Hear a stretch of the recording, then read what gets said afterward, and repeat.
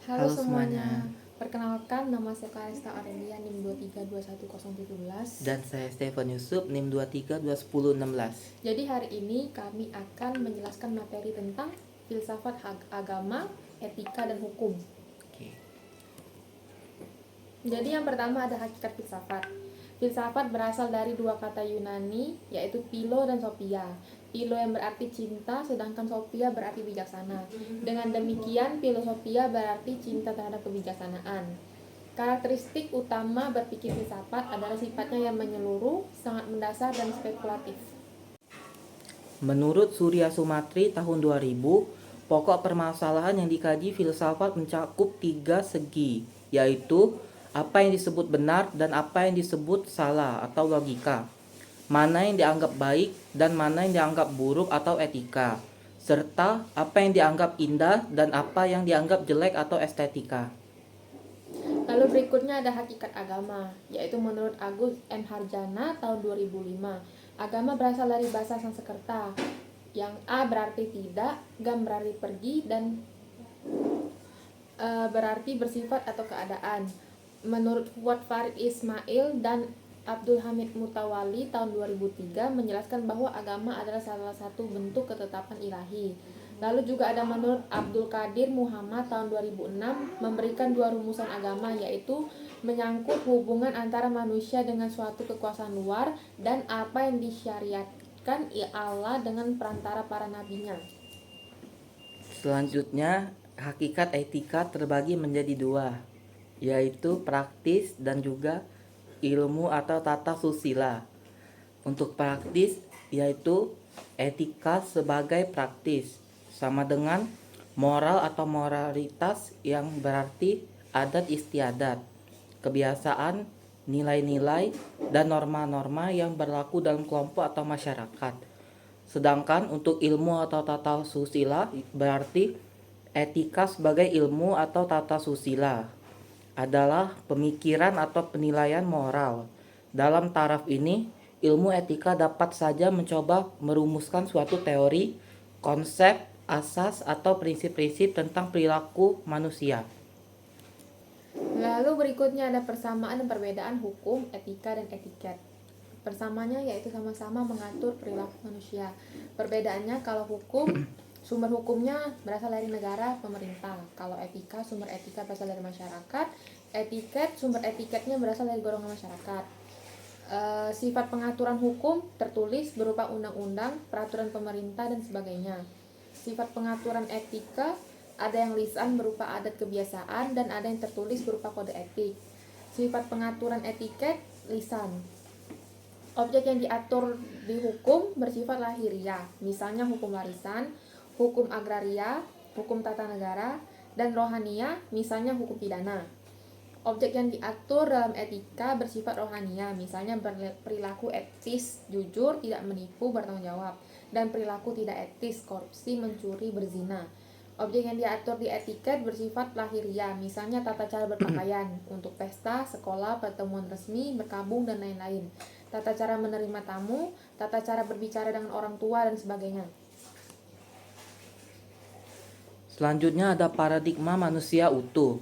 Sebelum membahas model paradigma, pembangunan manusia seutuhnya perlu terlebih dahulu dipahami pengertian beberapa konsep dan atau hubungan antar berbagai konsep penting yang terkait dengan pembangunan manusia seutuhnya. Antara lain, yang pertama ada karakter, kepribadian, kecerdasan, etika, gelombang otak, tujuan hidup, agama, dan meditasi atau zikir. Lalu berikutnya ada karakter dan kepribadian. Karakter adalah kompetensi yang harus dimiliki oleh seseorang, mencakup fisik, body, pikiran, mind, dan jiwa atau roh, spiritual. Karakter menentukan keberhasilan seseorang. Menurut Sentanu menyebutnya sebagai nasib. Karakter dapat diubah, dibentuk, dipelajari melalui pendidikan dan pelatihan tiada henti, serta melalui pengalaman hidup. Lalu Kopra menyebutkan ada 10 karakter sel, atau bisa disebut dengan 10C, yang seharusnya dapat dijadikan sebagai karakter umat manusia. Yang pertama ada maksud yang lebih tinggi, yang kedua kesatuan atau keutuhan, yang ketiga kesadaran, 4 penerimaan, 5 kreativitas, 6 keberadaan, 7 efisiensi, 8 pembentukan ikatan, 9 memberi, dan 10 ada keabadian. Selanjutnya ada kecerdasan, karakter, dan etika. Menurut Wahyuni Nafis 2006, seorang penulis cendekia muda Indonesia melalui pemahamannya atas pemikiran atau ajaran tradisional Islam dan diinspirasi oleh beberapa pemikiran oleh Stephen R. Covey. Ia menyebutkan 3 jenis kecerdasan dengan 3 golongan etika, yaitu 1. Psikoetika, 2. Sosioetika, ketiga teoetika.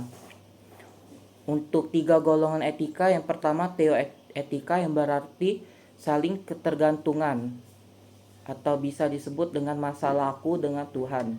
Yang kedua sosioetika, yaitu ketergantungan, bisa diartikan seperti masalah aku dengan orang lain. Yang ketiga psikoetika atau kemandirian, bisa diartikan sebagai masalah aku dengan aku. Untuk karakter utama teoetika yaitu takwa, ikhlas, dan tawakal. Dan untuk karakter utama sosioetika yaitu silaturahmi, amanah, husnuzan. Untuk karakter utama psikoetika yaitu tawaduk, syukur, dan sabar. Lalu berikutnya ada hubungan kecerdasan, karakter, sel, dan etika. Ada 4 kecerdasan menurut Covey, yaitu PQ, IQ, EQ, SQ.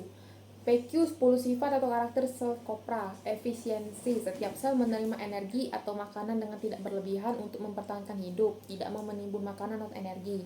Etika nafisnya psikoetika. Lalu yang berikutnya ada IQ, 10 sifat karakter sel kopra, yaitu kesadaran, kemampuan beradaptasi, dan keabadian, meneruskan pengetahuan dan talenta kepada sel-sel generasi berikutnya. Etika nafisnya yaitu psikoetika. Lalu berikutnya ada EQ, penerimaan, menerima kehadiran dan ketergantungan dengan sel-sel lainnya. Memberi atau membantu integritas sel-sel lainnya. Lalu berikutnya ada pembentukan ikatan, kesadaran bahwa keunikan atau perbedaan fungsi setiap sel tidaklah meniadakan kesamaan identitas mereka. Etika nafisnya yaitu sosioetika. Lalu berikutnya ada SQ, maksud yang lebih tinggi, mengabdi kepada kepentingan tubuh atau sesuatu yang lebih besar, lebih luas, lebih tinggi, serta tidak mementingkan diri sendiri. Kesatuan, semua sel menyadari kesatuan atau kebersamaan mereka. Kreativitas, menemukan cara-cara baru, tidak berpegang pada perilaku lama. Keberadaan, semua sel patuh pada siklus hidup universal. Etika nafisnya teoetika. Selanjutnya ada pikiran, meditasi, dan gelombang otak. Olah pikir atau brainware management adalah suatu konsep dan keterampilan untuk mengatur gelombang otak manusia yang paling sesuai dengan aktivitasnya, sehingga bisa mencapai hasil optimal. Menurut kelompok beta dari 14 sampai 100 Hz dengan ciri-ciri kognitif, analisis, logika, otak kiri, konsentrasi, prasangka, dan lain-lain. Untuk golongan alfa dari 8 sampai 13,9 Hz dengan ciri-ciri khusyuk, relaksasi, meditatif, fokus, alertness, dan lain-lain.